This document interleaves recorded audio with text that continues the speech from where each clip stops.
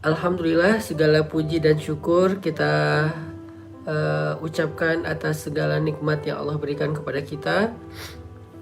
Allah setiap hari menghindarkan kita dari sekian banyak masalah. Hanya karena kita nggak ngerti, bukan berarti nikmat itu nggak ada. Seringkali kita terhindar, makanya kita nggak tahu. Kita kadang-kadang menghargai nikmat Allah ketika kita dapat masalah terus dikasih jalan keluar. Tapi tanpa kita sadari sebetulnya ada nikmat yang lebih banyak yang Allah kasih ke kita setiap hari, yaitu dihindarkan dari masalah. Bukan hanya diberikan jalan keluar dari masalah, tapi dihindarkan dari masalah. Ini nikmat lebih gede lagi nih. Sehingga kita perlu setiap hari belajar mengingat dan merenungkan betapa baiknya Allah sama kita dan betapa hari itu kita mendapatkan banyak kemudahan itu semata-mata karena rahmat dari Allah Subhanahu wa taala. Misalnya hari ini teman-teman coba sebelum tidur nanti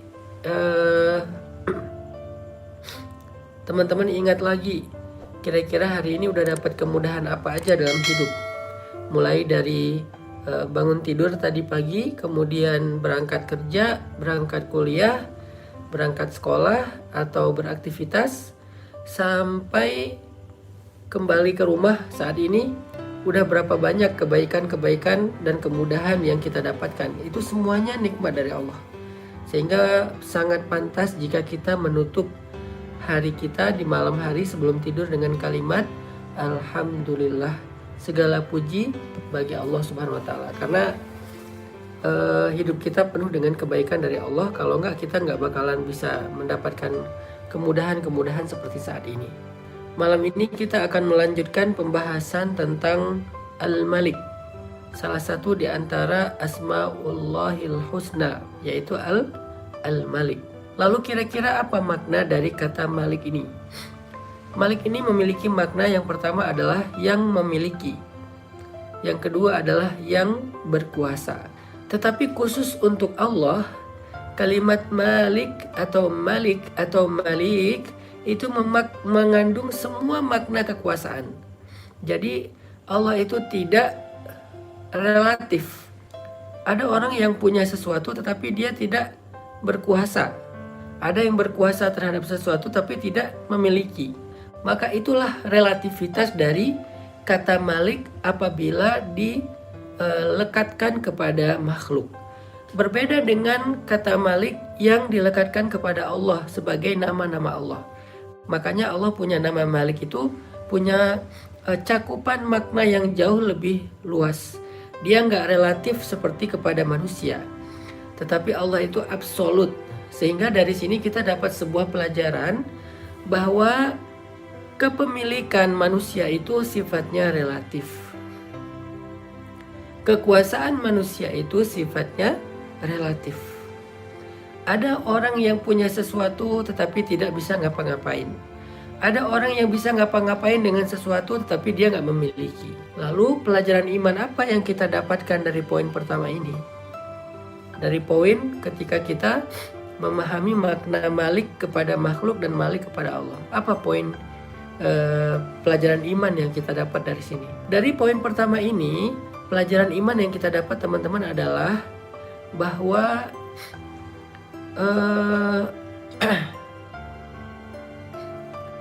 jangan terlalu bergantung kepada makhluk, di mana kepemilikan dan kekuasaannya itu relatif. Kita belajar untuk bergantung kepada Allah yang kepemilikan dan kekuasaannya itu absolut. Sehingga kalau kita mau bergantung teman-teman, kalau kita mau berserah, kalau kita mau berpasrah, di sini pelajaran imannya cobalah bergantung yang paling tinggi itu kepada Allah Subhanahu wa taala. Kita ini adalah hambanya Allah. Hamba sahaya. Kita ini budak, kita ini makhluk ciptaan Allah. Allah adalah penguasa kita. Allah itu pemilik kita. Allah itu pengatur kita. Allah itu yang mengendalikan segala sesuatu tentang kehidupan kita. Sehingga ketika kita terkadang hidup di antara manusia, lalu kita berharap kepada mereka, kita bergantung kepada mereka, maka cobalah tetap memberikan batasan. Ketergantungan kita kepada manusia itu tidak pernah sampai sama, apalagi lebih dengan ketergantungan kita kepada Allah. Sehingga bisa jadi manusia meninggalkan kita, tapi Allah gak pernah ninggalin kita. Bisa jadi manusia mengabaikan kita, Allah selalu peduli kepada kita. Bisa jadi manusia gak mampu untuk menolong kita, tetapi Allah Maha Kuasa atas segala sesuatu dalam menyelesaikan masalah kita. Ini adalah poin pertama dari kata Malik, Maha Kuasa, Maha Memiliki, yang mengatur, dan seterusnya. Sehingga dengan demikian teman-teman nanti akan ketika dalam keadaan dalam keadaan lemah, dalam keadaan galau, dalam keadaan bimbang, dalam keadaan bingung, dalam keadaan kayak hampir putus asa gitu, maka teman-teman coba baca kalimat ini, Allahumma malikal mulk tu'til mulka man tasha wa tanzi'ul mulka mimman tasha wa tu'izzu man tasha wa tudhillu man tasha biyadikal khair innaka ala kulli syai'in qadir. Ini kita belajar gimana ya tentang diri kita sendiri yang kadang-kadang kita ngerasa kayak terganggu oleh perilaku orang lain kepada kita. Seolah-olah kalau orang ingin menjatuhkan kita, kita akan benar-benar jatuh. Seolah-olah kalau orang lain menghinakan kita, kita akan benar-benar hina. Padahal enggak, semua itu di tangan Allah. Allah ala kulli syai'in qadir. Allah Maha Kuasa, Allah bisa ngapain aja.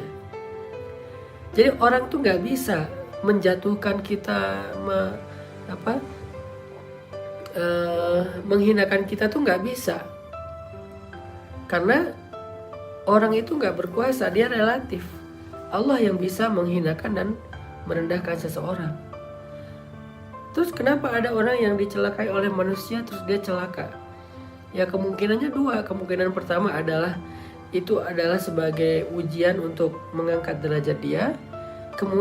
Kemungkinan kedua adalah itu karena dia sendiri juga tidak mau caper ke Allah. Dia tuh nggak percaya sama kebesaran Allah, sehingga ya Allah nggak terlibat dalam masalah dia. Coba kalau dia caper ke Allah, coba kalau dia koneksinya itu ke langit, coba kalau dia pakai iman, coba kalau dia memperbaiki amal solehnya dengan ya tadi cari perhatian, caper-caperan kepada Allah. Allah nggak akan ngebiarin kok dia dihinakan atau direndahkan, nggak dibiarin sama Allah. Dan kalau Allah nggak membiarkan seseorang dihina atau direndahkan oleh makhluknya, maka nggak ada satupun yang bisa melakukan itu kepada dia. Ini cara Allah memuliakan siapa yang dia kehendaki. Itu makna wa tu'izzu man tasya wa tudhillu man tasya. Karena di tangan Allah lah mulk. Biyadikal mulk, biyadikal khair. Di tangan Allah lah kekuasaan. Terus kalau mau dapetin mulk dan izzah, mulk itu kekuasaan, izzah itu kemuliaan, gimana caranya? Caper-caperanlah kepada yang ala kulli syai'in qadir, yang absolut. Caper-caperanlah kepada malikal mulk, pemilik segala kekuasaan dan kerajaan. Caper-caperlah kepada biyadikal khair, yang di tangannya ada segala kebaikan. Caper-caperlah kepada dia. Siapa dia? Allah. Gimana cara caper kepada dia? Mulai dengan istighfar dan taubat. Lanjutkan dengan melakukan kewajiban-kewajiban. Lalu tambahkan dengan yang sunnah-sunnah. Lalu tambahkan dengan membantu orang lain. Lalu tambahkan dengan mengambil peran dalam dakwah. Itu Allah perhatian banget. Bukankah Allah mengatakan innallaha yuhibbut tawwabin? Allah suka, Allah mencintai hamba-hamba yang bertaubat. Bukan hanya Allah perhatian sama dia, bahkan Allah mencintai dia.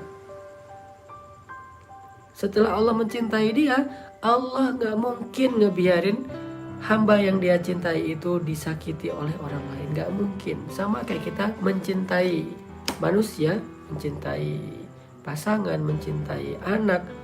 Mungkin gak kita ngebiarin orang yang kita cintai itu disakitin oleh orang lain? Gak mungkin. Jangankan disakitin secara fisik, disentil aja dengan ucapan kita gak mungkin ngebiarin. Kita akan ngebela habis-habisan karena kita mencintai dia. Dan Allah itu lebih daripada kita dalam memperlakukan hamba-hambanya. Begitulah cara Allah mengangkat derajat seseorang jika Allah berkehendak. Meskipun manusia berkali-kali ingin menjatuhkannya, begitu juga kita. Itu poin malam ini yang kita bisa belajar teman-teman ya, dari kata-kata Malikal Mulk, pemilik segala kekuasaan atau kerajaan, dari nama Allah Al-Malik.